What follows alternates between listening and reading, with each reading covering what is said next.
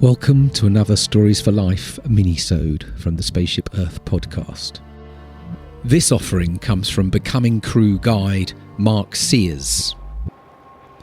Entitled Fox Woman Dreaming, it is an ancient myth from the Inuit tradition. It emerged from the back of the cave following our first session of our learning adventure, The Remix, and a provocation from one of our first guests, Bayo Akomolafe.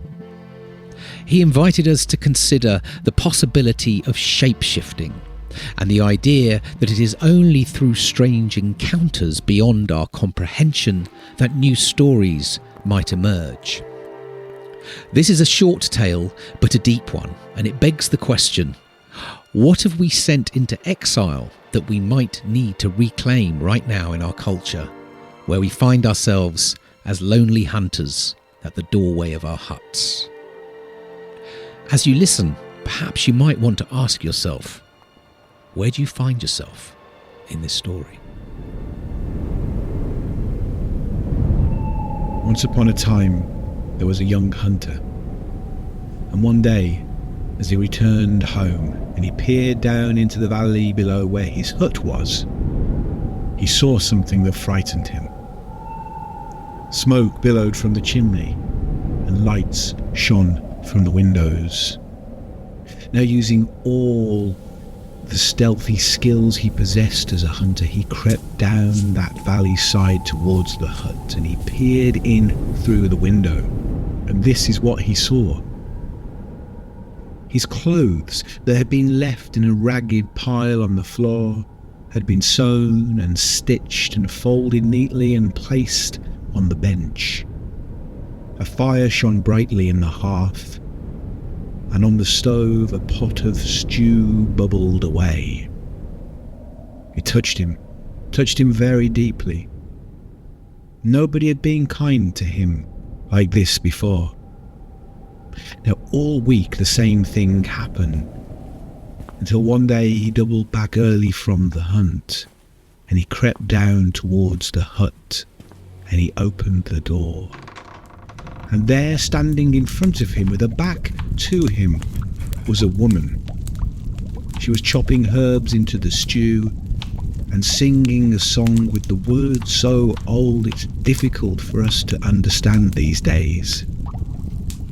A river of red hair ran down her back, and he knew, in the way that all hunters know, that this was part fox, part woman, and part spirit of the forest. Fox woman dreaming. And she knew, in the way that all women know, that she was being watched, and with a twinkle in her green eye she turned around and she said this: I will be the woman of this hut. And the hunter, well, he looked at her and he beheld her. And knowing a good thing when he saw it, he said, yeah, okay.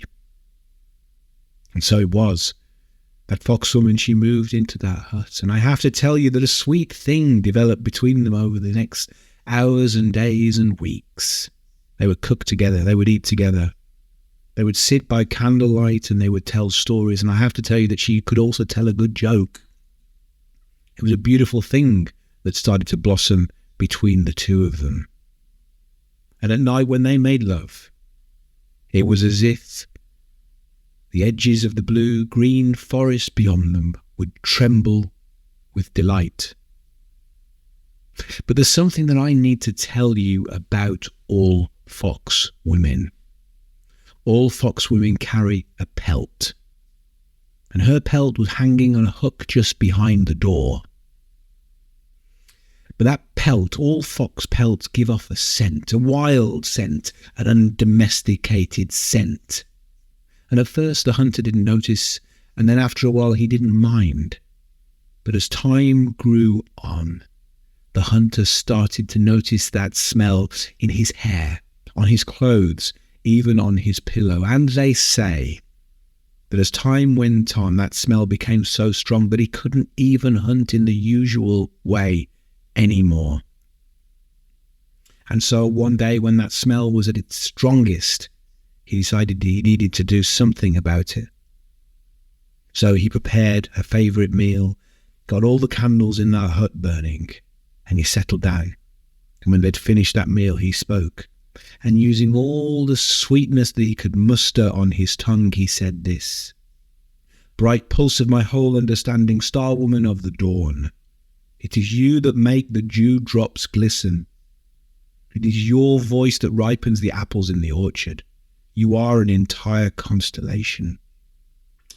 But there's just this one thing. It's the pelt. It's the smell. It's just too much for me. Would you consider, for us, for me, to do something about that pelt? I'm not saying we need to get rid of it, but perhaps just leave it outside in the snow, hang it up on a tree. But please, for me, do something about that pelt." And the foxwoman, well, she looked at him, but she said no words. And life carried on as normal in that hut until a few weeks later, when that smell was at its strongest again, and the hunter resolved to speak again, and this time without any sweetness in his tongue at all, he said this: "I told you once. Now get rid of that pelt." Now in the morning when the hunter awoke, the woman, the pelt, and the scent were all gone from that hut. And they say this, that hunter stands lonely in his whole heart, yearning, just for a glimpse of that fox woman dreaming.